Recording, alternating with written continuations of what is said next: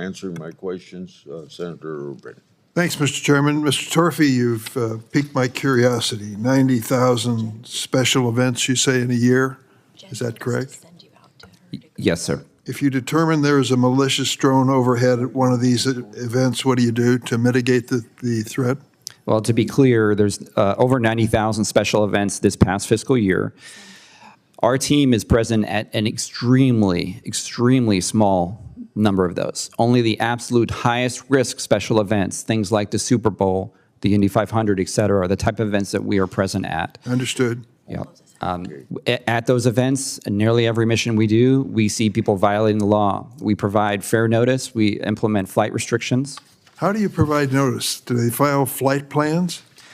We proactively coordinate with the FAA to implement a flight restriction, and that is published on the internet and on the devices that the pilots use to fly their drones.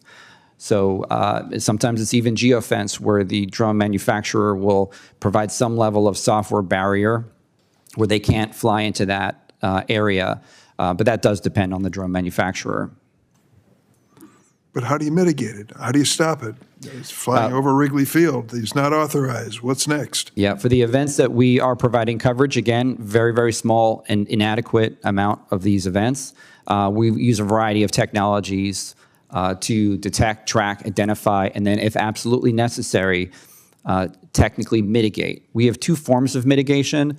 One would be the use of what we call ground intercept teams, which are FBI agents and law enforcement officers that make physical contact with the pilot, again, using, in often cases, the authority provided in the statute to get that good detection technology, that pilot location, and we dispatch. But if this is a bad actor, that doesn't sound to me like they'd be providing information to our government on how to reach them.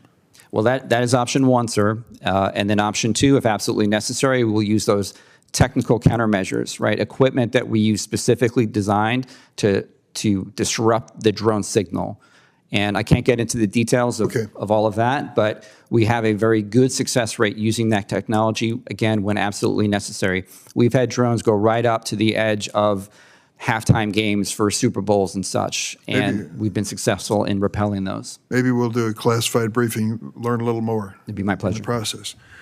Mr. Willoughby, part of your testimony suggests that in some ways we are fighting the last war when it comes to narcotics in this country, which is a scourge and kills so many innocent people. And of course, we're mindful that individuals transport these narcotics with the simplest forms of communication and transportation, trucks and the like. But what you're suggesting is now they're flying these narcotics into this country. It's an amazing numbers. 27,000 drones were detected in the last 6 months of 2024. And you go through the various ways they are using to avoid detection in this situation.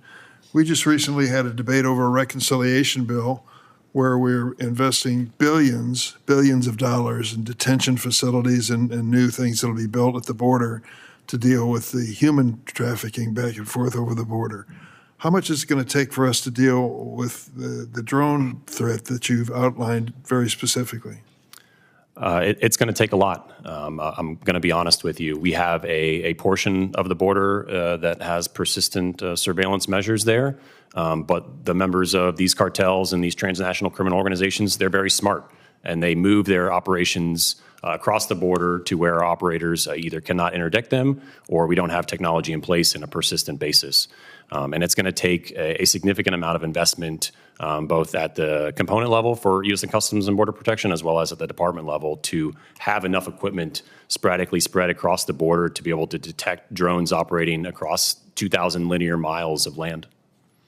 This seems like a big undertaking. I'll just say for the record, now that we know that of those who are being deported in the mass deportation policy of President Trump, 8% have a criminal record, which means that 11 out of the 12 we are deporting do not have a criminal record, and yet we're going through all of the infrastructure necessary and process necessary to deport them.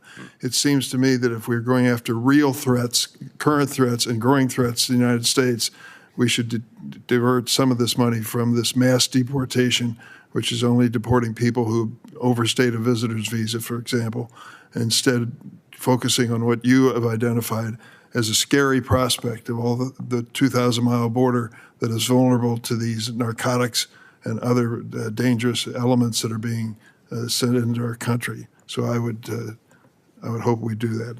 I yield Senator Cornyn. I think you're taking over. Thank you all for being here, and my comments